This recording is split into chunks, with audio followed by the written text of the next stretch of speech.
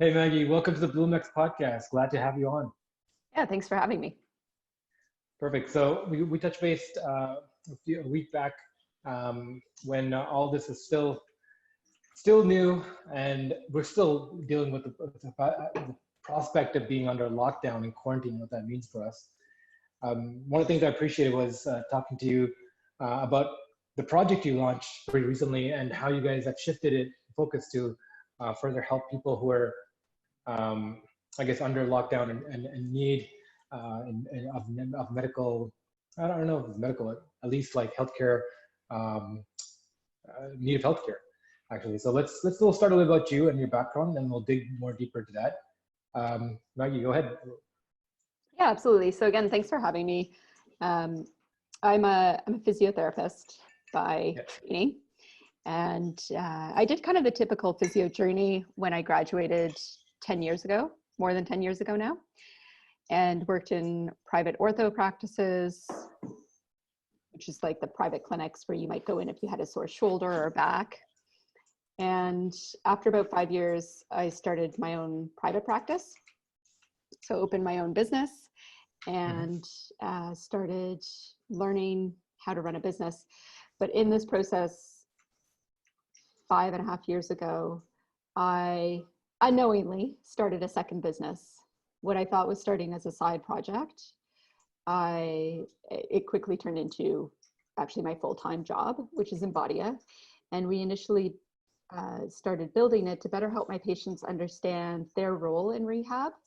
So have you ever seen a physio or a chiro or massage therapist? Yeah, absolutely.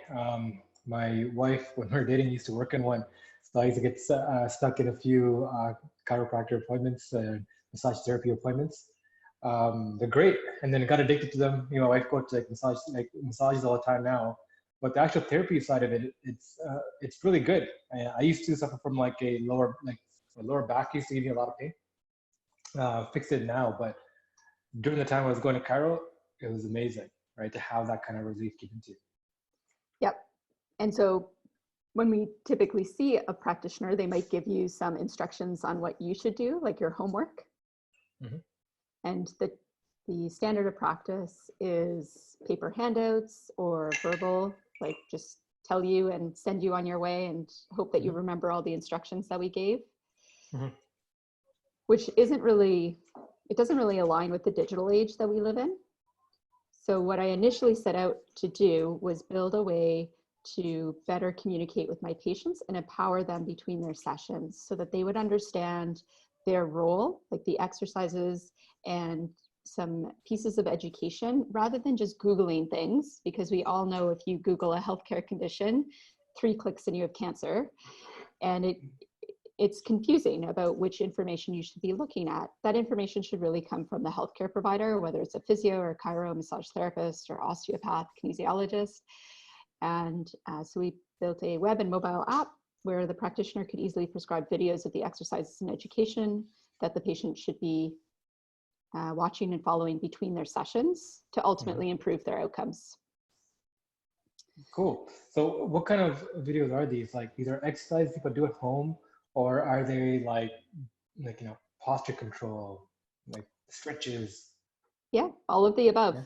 Yeah. It's based on what the patient needs. So we have a library of thousands of exercises and education at this point, and the practitioner basically puts together a program that would then show up in the patient's profile. They can track their progress, they can track their symptom levels, their goals, and what we practitioners call our outcome measures. So how do we objectively measure if somebody's getting better, not just the subjective report, like just saying that you're getting better. We also like to measure what that means.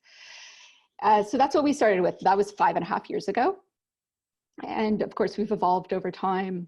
We grew from having only my sister and my mom being our users to we're now a community of 20,000 practitioners use Embodia. And what you alluded to earlier was the change that we made at the beginning of the pandemic, when of course all businesses had to shut down, or all non-essential businesses. And that includes all medical clinics that aren't providing essential services. And that's quite stressful. I had to close my clinic. I still have my clinic. had to close those doors. And, you know, we might have to close physical doors, but it doesn't necessarily mean that we can't keep the virtual lights on. So what we added to Embodia is a way for physiotherapists and rehab professionals to connect with their patients virtually and to run virtual consults and treatments. No, I mean, that's so essential, right? Like, we look at essential workers, especially the healthcare industry right now, as the primary care physicians who are on the front lines helping people deal with the actual symptoms of COVID as well as other illnesses. But behind this scenes, there's a lot of allied health professionals, the mental health side, counselors, and like yourself, chiropractors, physiotherapists, who are helping people with everyday pain and ailments that might not be as like I guess Life-threatening? Brutal, life-threatening. There you go, life-threatening, but still affects quality of life. And it's important to be able to service them and help them maintain that quality of life much better. So let's start a little bit about that. Like, how effective are these at-home treatments? Like, are they supposed to be paired together with chiropractor treatments? Is it just being hacked together, like just using that side to at least alleviate symptoms? How effective are they? Like, what have the results been? So physiotherapy and chiropractic care. I mean, I'm a physiotherapist, so I'm most aware of the physiotherapy research, but we certainly have community members in Embodia who are chiropractors and other rehab professionals.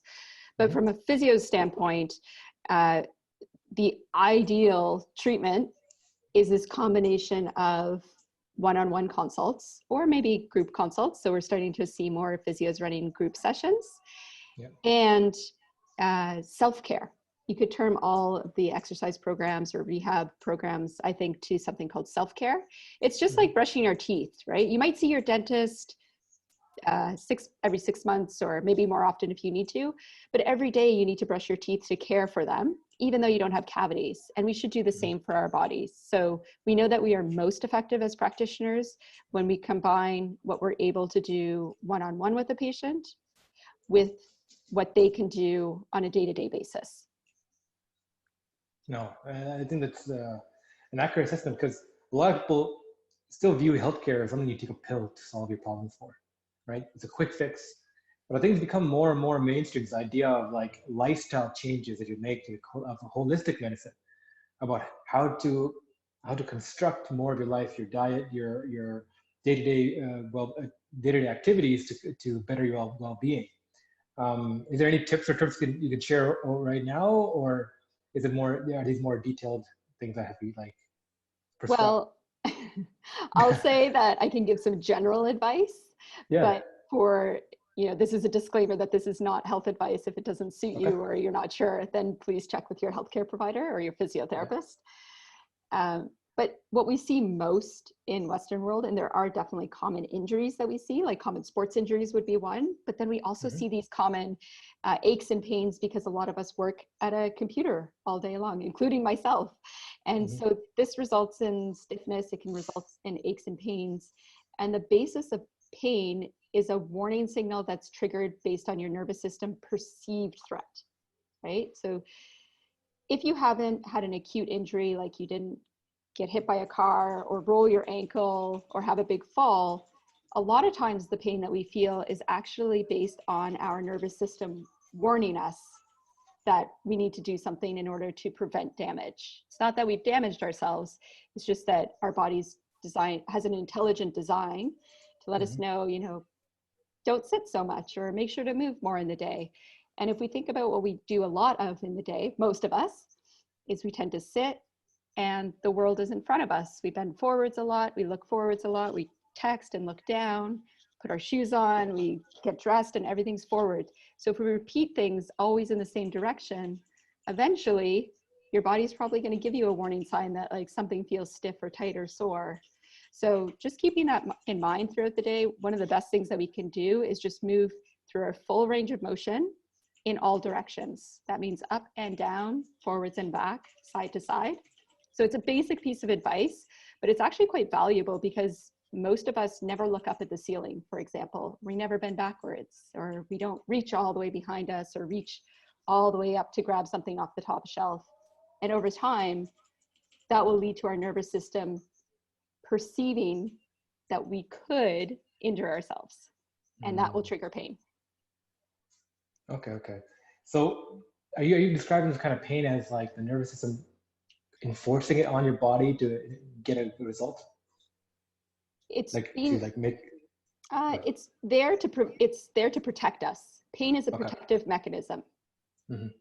Right? Even if you think about, if you put your hand near something hot, before you burn yourself, you will take your hand away. That's a protective mechanism so you don't burn yourself. And we have the same for our muscles and our tissues. Your body will start to give you pain before you've torn something, for example. That's really interesting. Like, what is I guess the mechanism behind that? Like, you sense pain behind, like, through these pain receptors, and you flinch back, and there's a receptor, like, the reflex. It's automated almost in your body, right? But how does pain relate to affecting change? I guess, like, if you're like an animal, to like, do you have the evolutionary thought behind it? Like, so pain is actually a really complex but really interesting topic, and we probably know just a little bit about it even at this point. And there's people that I could point to who are experts in pain research, who I actually have the opportunity to work with on Embodia, because they teach. We also host online courses for healthcare practitioners, and some of those leading pain experts teach our courses for us.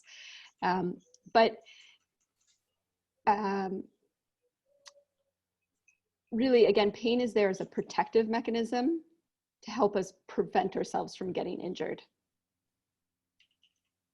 Yeah, absolutely. Sorry, I think we got a call or something to that interrupted our connection. It kind of got shifted there.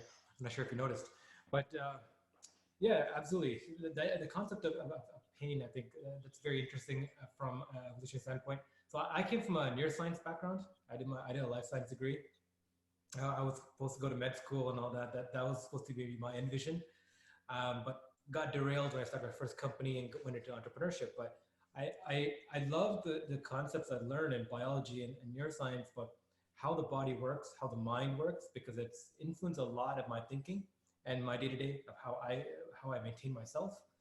Because understanding yourself gives you this kind of power, right? Like it gives you this understanding, hey, I get this pain. It's not just because of me, because this particular thing is working, it's happening. This knowledge gives you that kind of ability to empower yourself on well-being and improvement, self-improvement. And I think more and more people are being cognizant of it being an active, like a proactive thing, rather than being something you do when you're in pain, or rather than something goes wrong. Exactly. Right? How about yourself? What do you practice daily to like keep yourself up to date?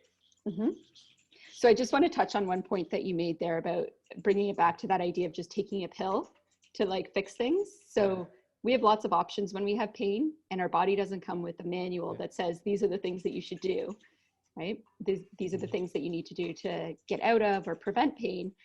But a lot of times when we start to feel pain, people will just take an Advil or a Tylenol because it's immediate relief, or now also medical marijuana is also actually a big competitor to physiotherapists because it gives immediate relief. But it is really only that. Sorry? Yeah, I mean, it's tying into medical marijuana, right? What is your thoughts on it being used as an anti-inflammatory, right? A lot of people taking CBD creams even, right? What are your thoughts on that? So I'm not aware of any research that really supports or negates it, but I'm also not, I would say, not really up to date on the research around it. And there isn't that much right now, right? I certainly see patients who use it. I'm not licensed to give advice about it, but my general personal thought about it is if it helps relieve some symptoms, particularly those who have persistent pain, chronic pain, and it helps them increase what they can do during the day and manage more, and we're not aware of any negative long-term side effects, then I don't see what the issue is. It's the same for other things. There's more research around things like Advil and Tylenol and the recommended doses and for how long. But essentially, if something is helping it in the short term at least, or helping us do more activity so that in the long term we can improve, then something like medical marijuana, don't have a problem with. Yeah. I think it can be quite helpful for people. Awesome. Not backed by research, though. Not backed by research. Fair enough. Good disclaimer. I mean, on that topic, like one of the things I I appreciate a lot about the sciences is that how a lot of thought and things that we take for granted now have been hard won by the science industry, right? Whereas like something like physiotherapy and chiropractors, like those industries were won by having to influence people that this is a treatment for your illness. I mean, starting from the 50s and 60s when this became more of a thing, it was seen as an Eastern, like a foreign kind of thinking, where before people were like, yes, give me a pill. If I need something, I go to my doctor, and that's it, right? The idea of like this forethought of like the body is going to be maintained was something that had to be won over in people's minds within the industry. Do you still feel that there's still a fight to be won there, where a lot of people are still looking for shortcuts and easy way outs and don't look for more holistic ways of maintaining themselves and managing themselves? Yeah, absolutely. There's still a lot of work to do in this area and a lot of educating to do around the power of preventative care.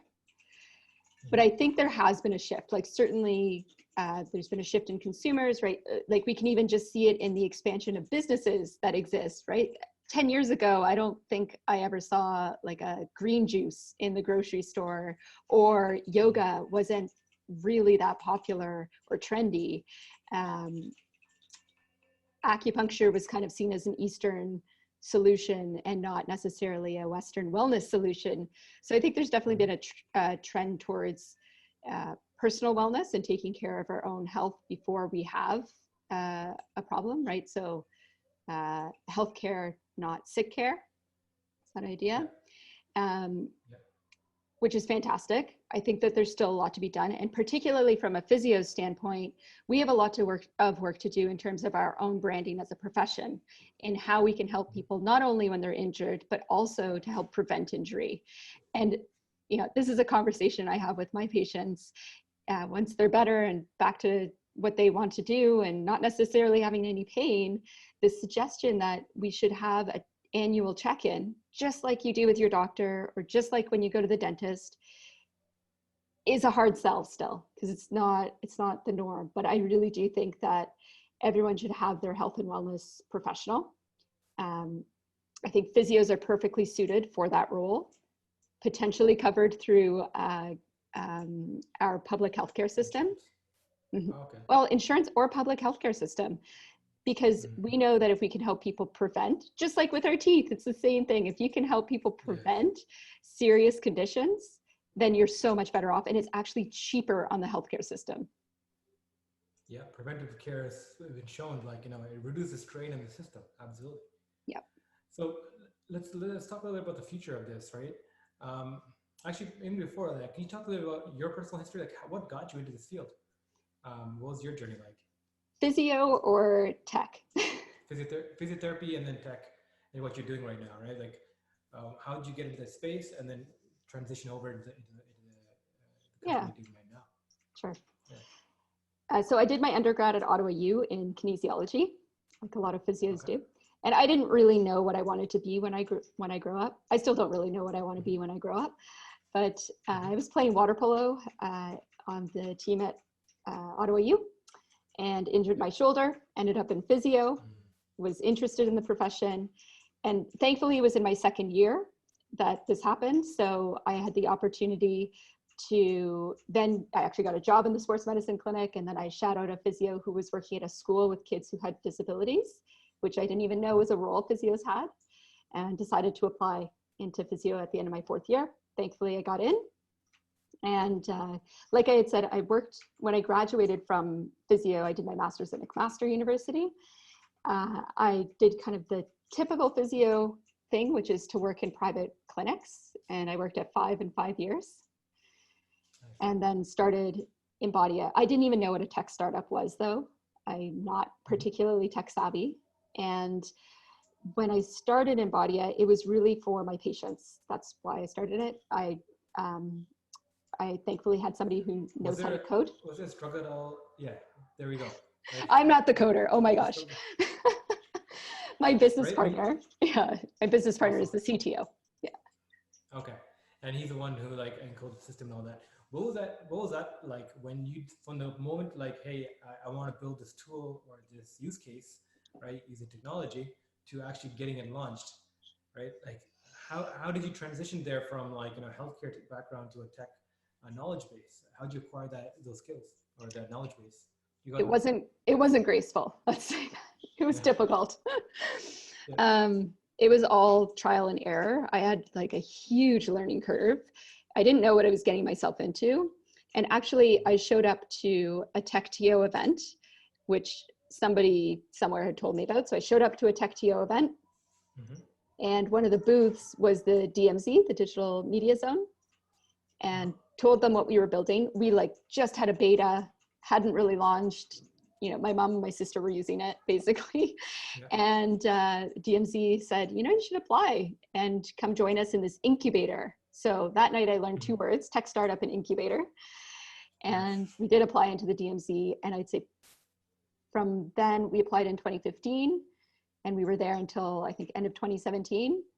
I just, you know, it was like basically going back to school, except with 100% real life experience, just trying to figure out how to build a tech business or tech startup. Nice. And you also got involved with Tech TO, and now you're doing a lot of marketing and communication work for them, right? Can you talk a little about that? Yep. So I was impressed with their event, and my mind was blown by this idea that there was all of these people in technology, you know, like hundreds of people showing up every month to have pizza and beer and hang out, network, and listen to speakers. That's just not the way that conferences for physios run. So it was definitely like, no, we're a little bit drier, let's say. Yeah. Although we're changing now, we're evolving as a profession, which is exciting. And so I asked the DMZ if we could host a health-focused event that was like Tech TO. I talked to Alex and Jason at Tech TO, and they're like, yeah, go for it. This was before they had all the TO events, so they only had Tech TO. I started what was called Health TO, and then quickly realized how much work it takes to run an event. Alex and Jason agreed to kind of help take over the event within the Tech TO community, and the timing was just right. It was one of those moments where the timing was perfect. I had about 100 people who were showing up to my events, and I didn't want to run them anymore, like the logistics and marketing side of it. So, and Tech TO was at the point where they were deciding to branch out to have different verticals. And the first two verticals that they wanted to launch were health and sales. So they asked if I would be the community director for their health vertical. And I still am. So now we run our events, obviously, under the Tech TO brand. They're called Tech TO Health. And normally we would have a health-focused event every other month, but now they're all online for the moment. Yeah, how's that transition been to online? I've seen like Tech TO was one of the first to like come out with like an online like presence in lockdown, right? Like actually locked and loaded using like a new software tool, Hopsin, I think. Hopin. How's that transition been for you? Hopin, there you go. Yep. They well, they're like a tech startup. They move fast. Yeah. So they were able to shift. Yeah. And you're still involved with the virtual? Yep, exactly. So what we've switched to are daily events, and the health events are every Thursday from 12 to 1. So I organize those. It's more obviously than usual, but they're maybe a little bit easier to organize. There's less involved.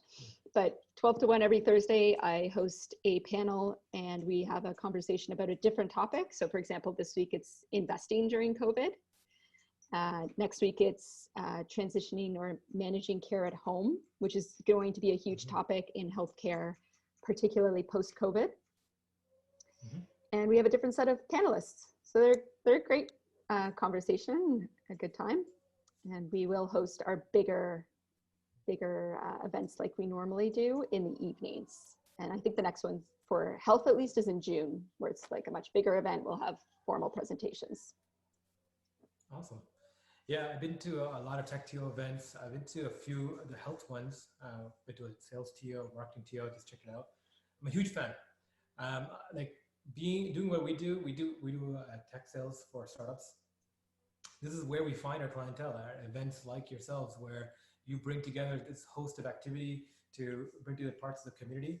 And kudos to you guys, really, honestly, to bring the community together and be a pillar of it. The Tech TO events has such a staple in the tech scene within Toronto, and it's really because it started so early and really gravitated to a particular crowd, and it was built so organically grown. And thank you for your part in growing that brand and identity out there, because it's so important to build this community together, especially during this time where everyone is so far apart, right? Being able to bring them together virtually, like we're empowered through this technology, right? Like we're now, I can make more connections now than ever. And the fact that you're doing now more events more frequently and giving more people a space to speak about what they're up to, what they're doing, is phenomenal. And the amount of people who I'm talking to who are like, I just checked out a Tech TO event, like, I want to start a startup. I listened to this story, and I kind of get it. I can see myself transitioning there. It's great to hear. So 100%, Tech TO and what you guys are doing there is great for the community, and kudos to you guys for continuing onwards. But how do you manage between that side of things, servicing the community and doing these kind of events, with running a startup, and then you no longer do the physiotherapy side, but being a founder, right? You do. Yep. Okay. Yep. So I see some patients. I don't see a lot of patients, but I do see some patients, and I have some others that work with me that manage the caseload. So one of the frequent topics that came up in our podcast is the idea of burnout, of doing too much and burning out. Running a startup itself is super hard, but when you're doing that, doing these communication events and also servicing your clients on the physiotherapy side, that must require a lot of jigsaw puzzling your time slots and figuring things out. How do you maintain yourself? How do you stay focused? Mm-hmm. I'd say it's never like, there's never a great balance, but I heard, I'm going to butcher this analogy, so I'm just going to try to summarize it. But the analogy or the explanation that I like the most about trying to do many things is, first of all, making sure that you enjoy doing all of those things and that you're passionate about them. But then also realizing or coming to the understanding that, when your life is full, it's never going to be this like perfect balance of things. And sometimes there's going to be more time over here, whether it's like family or friends, and more time spent on another business. And this is certainly true in my case. So I have days where it's all Embodia all the time. And then I have other days where there's a lot more Tech TO health and things like that. And I also have just become okay that not everything gets done in the day. And I schedule everything. So I use my calendar to make sure that things are scheduled in, not just meetings, but also the things that I'm working on. So the projects that I'm working on. And I'd say the last thing is having a great team. So I'm so fortunate that the Tech TO team is amazing, and we all have our well-defined roles. So I know that if somebody sends me a request, I can pass it off to somebody else. And I just have a few things that I need to take care of. On the Embodia side, we've definitely made hiring mistakes, but at the moment, thankfully, we have like a very, very solid team that I can lean on, and who, also have defined roles. So it's a combination of those things, I think, that's keeping me sane. Yeah, that's a great learning curve for anybody. So with Embodia, let's talk a little bit about that and the transition you're going through. So you guys started as like this collection of videos for clients of physiotherapists to learn more about, to have a better touch point of how to take care of yourself after the therapy visits. That's homework, as you put it, right? That they send off with. So, are you guys you're currently transitioning to more of a virtual care system? Am I correct? We provide lots of different services. So we still have the patient engagement or home exercise prescription software. So that's still something we offer, and it's actually a great. It really complements virtual sessions. Right? So you can provide your patients so much more value if you see them virtually, like this. We would chat, we'd do an assessment, I'd give you some suggestions to go away with and think about and some things to do. And then I'd follow up with this really slick way for you to follow them with videos, you track it, and I can see it as a practitioner. I can see what you're doing, if you're putting in notes, if you're struggling somewhere. So there's this great two-way communication between sessions, not during the session. And then we also provide online continuing education. So healthcare practitioners traditionally take weekend courses, which means they have to take their weekend to go and take a course, or sometimes time off work that they may not be getting paid for and may have to travel. So all of these things are challenging. There's still a lot of value for sure in in-person conferences and courses, but having an alternative, which is online, is what we provide. So practitioners can take courses online, receive their certifications, and do it all on their own time and schedule. Great. And that's, I mean, right now during this time, I mean, that's so important, right? How has that been in the market? Like, how has the response been back from the end users? Amazing. Yeah, overall, like everything on Embodia has grown exponentially during COVID, and it's you know, when the pandemic started, we honestly didn't know what was going to happen because people are on tighter budgets, so there's less money to spend. So maybe they're not going to buy online courses, for example, or maybe they just choose to shut down their businesses altogether rather than offering virtual sessions. We know that some practices have done that, but there's just been an overwhelming demand for online courses, digital patient engagement, ability to provide virtual sessions. So we've been working more than full time. Yeah, I can imagine. How was your transition between pre-COVID to current COVID situation during lockdown? How did it affect you, your business, everything that's going on? Yeah, so for Embodia, it was, we're lucky in that it was a positive transition for our business. We've just grown exponentially. And we've also had to learn, of course, how to manage such an increased demand on our more of our time, like customer support tickets, just like through the roof. But we've hired 2 customer support team members. We just hired somebody else as well. So we've been hiring, and then of course having to take time for training and to hopefully, like, it was a bit of a fingers crossed, hopefully we hired well. We've definitely made the mistake of not hiring well in the past, and that's it's a difficult lesson to learn. You don't want to make it again. Yeah. But so far so good. And otherwise, a lot of, I'd say the majority of my time is spent working right now, and then just trying to remember to take my own advice and do some yoga and go for some walks so I don't get stiff and sore. Mm-hmm. Yeah. I mean, talking about growing pains and growth, can you talk about like a particular pain point that you experienced during this process of scaling your company? The biggest pain point has honestly been the customer service side of things. So how can we manage, you know, thousands of practitioners signing up and receiving hundreds of emails an hour with like still high quality customer support? Because it's one of the things that we've always offered is very personal and quick customer support. And how can we possibly do that while I'm still managing the other parts of the business, which include marketing, instructor relations, business development, and my business partner is the CTO. So he has to manage all of the development on the platform. So the first couple of weeks were a bit rough in figuring that out. And then also like that, bringing somebody on and training them to learn how to use the platform. And like I had mentioned, we have multiple things that we offer. So there's lots of ways the platform's used. So the learning curve for these customer support people is really steep. And you know, talking about burnout, we don't want to stress them out or burn them out, but they're also seeing like large volumes of customer support tickets and like, you know, getting a bit anxious about answering them fast enough or making sure they answer them correctly. So it's been a learning process, but one of the things we're going to do afterwards is actually just put together internal documentation. We have other team members, but they've been with us for longer. We've never hired a customer support person.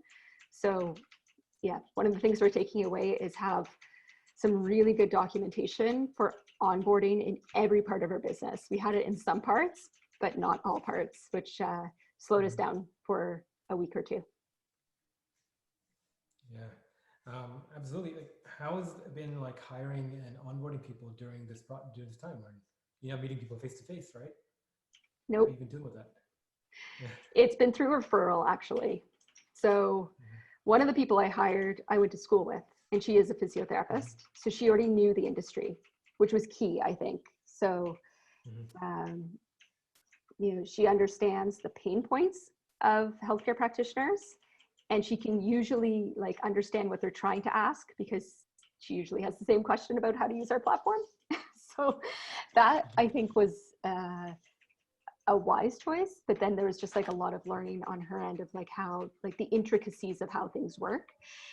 And both the other hires we made were also through referrals. So somebody referred them to us and said they came highly recommended. They had been let go of the job and would prefer to work rather than being on EI or CERB. Yeah. And like, so one of the cool things now is like the use of SaaS tools, right? The tools that companies use to run themselves. It's such a like a fractional purpose environment where like marketing team will have a whole bunch of SaaS tools, sales team will have a bunch of SaaS tools they implement. And it's almost like every employee has like tied them like a few $100s worth of SaaS tools that you need to empower themselves and run on. And like it's weird because it's almost like infrastructure. Like I said before, you would need to give someone a computer, give someone a space to work out of. Now you're giving them these tools to run different departments and different people in them. Right? How has it been for you guys to like choose the right tool, or do you empower each individual person to use the tool? Like, how do you guys source the right tools to use within the company as you grow? Yeah, that's a good question, which I've never really thought about it that way. But I think it's certainly going to become true as we go forwards and workspaces change. We had a lot of our tools in place already. So we already had our systems, the way that we worked, a lot of it was there.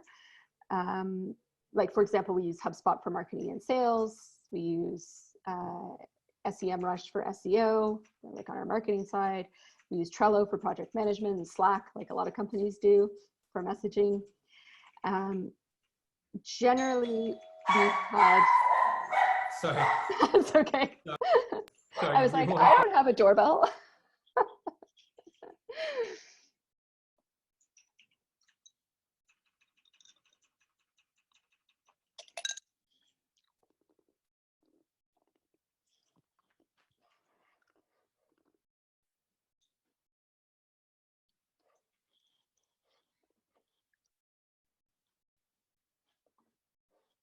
Sorry about that. That's okay. Yeah, my sister-in-law just dropped off some food, her little care package. Oh, that's nice. Yeah. Yeah, the cool thing is like this has brought like family and friends a lot closer. Everyone's a little bit taking care of ourselves. Like my mother-in-law and sister-in-law, we always like share food amongst each other, right? I moved in my parents and my sister in with us as well, so it's like we have a huge family bonding moment. But even though quarantine is going on, like it's actually bringing us closer together. That's amazing. Yeah. Yeah. Sorry, where were we? We were talking about tools. Resourcing. Yeah, Yeah. resourcing the team, right? How Yeah. have you found like running this company remotely and virtually? Half of our team was remote already, so we were already pretty well set up for it. So it wasn't a huge transition. We just had to adjust a few things, like I'd say tweaks, not massive changes. And then in terms of tools, we've had some of our team members with us for years. And so they usually bring suggestions of like, I think this would be useful. And we encourage them to do that. If you can think of a better way for us to do this. For example, we have a video editing manager who, he does a lot of editing. So obviously he knows that far better than we do. So he might suggest things to us of even like, this is a great stock video site, or this is a better way we can store our content. And same on our digital side, people running our social media and digital marketing, they are likely going to know the better tools and what would be most useful. So we just ask them for suggestions. And then, we probably, like a lot of teams, we have short and regular meetings during the week. And then otherwise we use Slack and Trello to communicate. And I think the biggest thing is that we trust our team, right? They are remote. So I don't necessarily know what they're doing, but they have timelines, and we work as a team, and I do trust 100% all of them. Yeah, it's great to hear. So having come from the DMZ, I mean, we got connected through the DMZ when they connected us literally together. How has working with the DMZ and the continual support been after you left the program? Yeah, so they do have a, oh my gosh, the word is escaping me. Like a graduates or alumni, there we go, an alumni program. Yeah, so I've been back pre-COVID, obviously, and they do run still events. They keep in touch, which is great. They provide resources. They made this connection. So I still feel like they have us in their docket or their community, which is fantastic. And it's always great to be a part of a community like that with so many amazing leaders and tech entrepreneurs, and as well as people who have resources or who know your company, and when they see an opportunity, they might think of you. So entrepreneurship can be very lonely, and it's part of the important part, or part of what's important is to be a part of a community like the DMZ. Yeah, I mean, having a community around yourself is so important, especially when you deal with the ups and downs of the newness of entrepreneurship, right? Is this your first venture? Like, having your own clinic is kind of a venture, but as a tech startup, it's a different beast. Have you had any entrepreneurial drives growing up? Like, how's that been? Yeah, so my physio practice was my first venture out onto my own, but it never felt like that big of a leap. Yeah, like there was some things that I needed to learn, but it's not that much different. I was already technically self-employed working for clinics. I was contracted to clinics. I've never actually been an employee in my entire life. And so this sole proprietor having, a small practice didn't feel all that different, but certainly a tech startup was more than I had bargained for. And it's far different. Yeah. So again, the learning curve was huge. And then TechTO Health is like a side project, but again, it's with a team. So it's not really my venture. It's just more of a collective or a collaborative venture. Perfect. So you fall into, with Cambodia, you fall into this bucket of companies whose markets are exploding right now, post-COVID, right? We hear now a lot of news about companies who are struggling, whose businesses are frozen, who's kind of waiting to see where things lie, and just kind of like on pause mode. But about 20% of companies right now, especially internet-based technology companies, their markets have opened up like never before, right? Where like clearly your clients would now need more than ever to have more virtual tools to operate and deal with the clients. How has that landscape been for you? Are you seeing more competitors come up? How are you driving forward growth? How you, I guess, even dealing with the idea of knowing that there's so much out there that you have to go and chase. It's a mental game as well, right? How are you positioning yourself in this environment?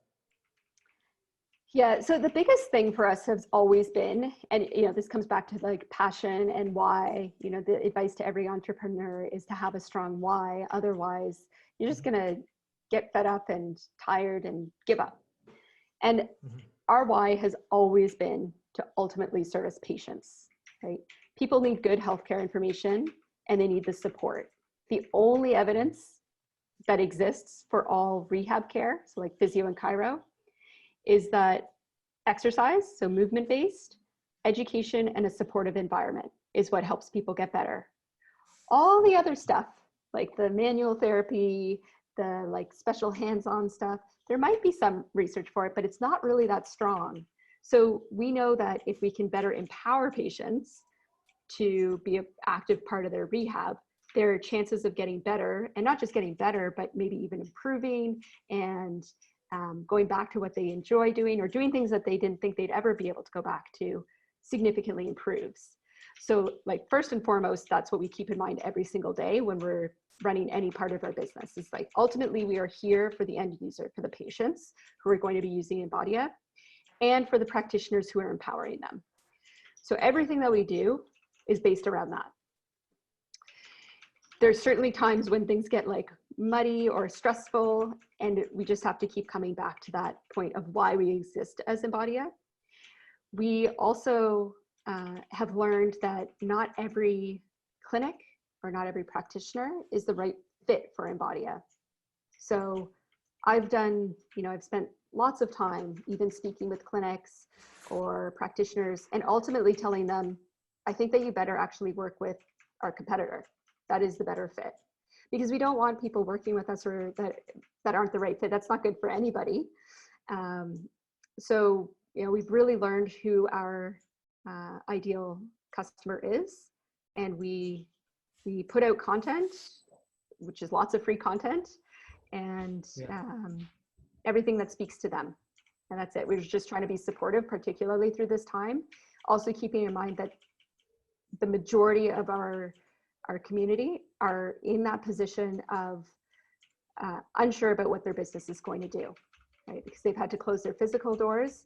So their business is at risk and they are extremely stressed. So most of what we have done through COVID and going forwards, of course, will be to be there to support them and to give them the resources that they need as well. Yeah, that's great. Well, I want to take some time to also discuss with you, like even the future of healthcare. I mean, seeing your mind and seeing where your things are pushing towards more things where things are more virtual. Sorry, one sec. Yeah, so things more virtual. What's like the next evolution, I guess, in the industry, in the case of utilizing tech, right?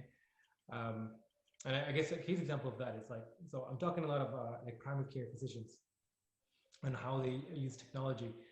And now that virtual care has become a thing where like clinicians and family physicians have to use virtual care systems themselves to with patients.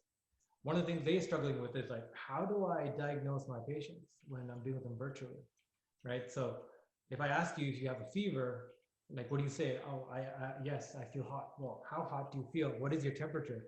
If you have a thermometer, right? Like you can't measure that and you can't get that reading. So there are some startups starting up that are kind of give like packages, like home, like reading packages, or like a set of tools that you can have in your home that can diagnose you. So when you're talking to a physician, you can actually have like your own setup at either home or even like this other startup thinking like, what if you have a nurse's office where you can come and get all your physicals done and then communicate that to your thing. But now companies are thinking, everyone has like smartwatches and these analytics tools built in. Why can't we use that to have better interfaces with their family doctors and stuff like that, right? Is there anything like that, like where IoT devices or like these wearables are being utilized in your industry? Not extensively. So I do think that's going to be, no, not yet. I think it's going to be part of the future of the story of our profession is integration of technology, whether it's IoT or AI or VR, or just simple digital healthcare, right? There's simple things that we just really have not integrated well into healthcare, and it's being accelerated drastically at the moment. So I think part of the future for at least physio and rehab is a meaningful integration with technology as a broad subset, and as well as a move towards hybrid care, meaning some care is better done in person. There's no doubt about it. But there are a lot of patients, again, this is not backed by research yet, but there are likely a large set of people who would do very well with an in-person assessment and then all follow-ups done virtually. Yeah. And like that's what I'm excited to see is like the next version of healthcare, right? Like there was this one like research that really blew my mind. It's with physicians, primary care physicians, it's like almost a third of family doctors' diagnoses are wrong, right? Which is mind-boggling to think about. And then recently in China, there was a diagnostic AI that they built out, that they trained and ran it against about 500 medical professionals to see, who's more accurate in their diagnosis. So 500 of the top doctors versus this algorithm. The algorithm won. And it kind of points to a drastic shift in the way we kind of diagnose and the way we're going to be thinking about healthcare in the future, right? The way applications will be run.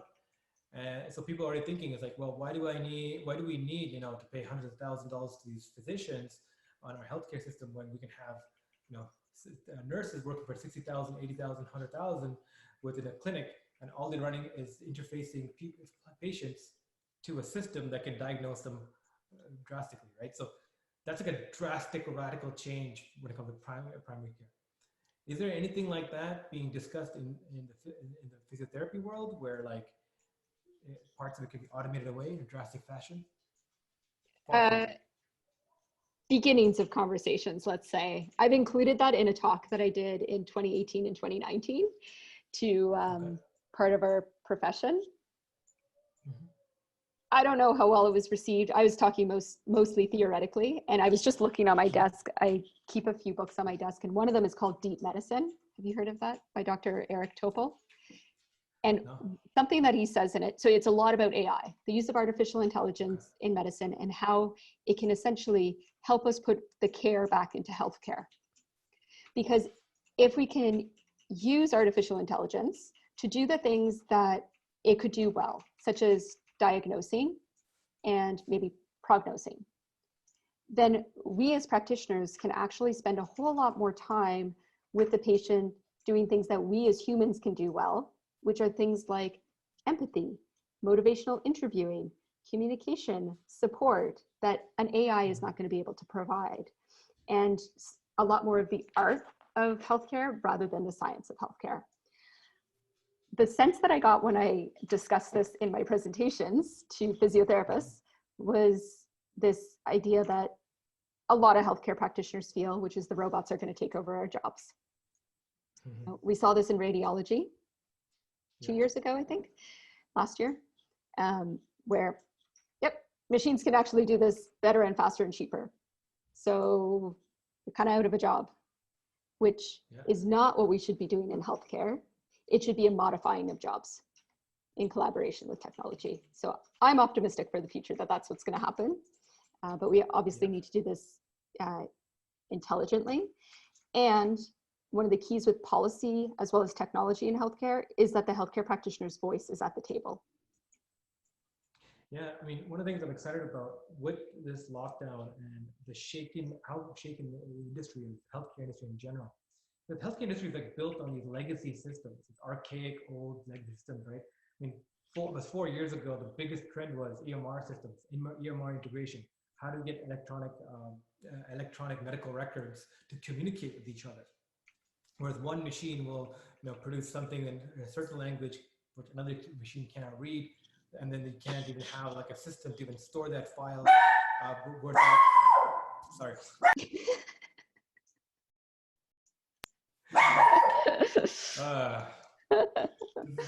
Working from home. Working from home life. But so going back to that, right? So the idea that parts of things can be automated away, but run more efficiently because of and opening up new lines of doing healthcare. My hope is that this whole cataclysmic shift of COVID-19 and working from home and like the global stressors been put on has kind of shattered the framework that the healthcare system is working on, and hopefully radically shifts everything towards rapid modernization. And an example put forward is like the Spanish flu and the Great Depression that followed afterwards, right? The third industrial revolution, the third wave of industrialization happened right after that, where the world was like shaken up to the Great Depression, and because of Spanish flu before that and the world wars, all this turmoil mixed in together with a new process of way of doing things just rapidly changed how the world was. And I feel strongly, and a lot of people agree, that we are at the crust of the fourth industrial revolution, the machine intelligent age, the machine age, right? where these deep algorithms and more similar tools can come in effect. And that's what's starting right now. So I'm really looking forward to seeing how the medical industry changes and utilizes more technology, and how we can become better for it because of it. Yep, absolutely. The analogy I had heard was the Etch-a-Sketch board has been shaken, or the Monopoly board has been shaken. Talking more about business, of course, but yeah, I absolutely agree with you. Yeah, perfect. Well, Maggie, it's been about an hour. We're going to wrap up this episode. It's been a great conversation. Looking forward to hearing more about Brodia and your success. But we'll keep in touch. But for now, thank you and take care. And yeah, thank you so much.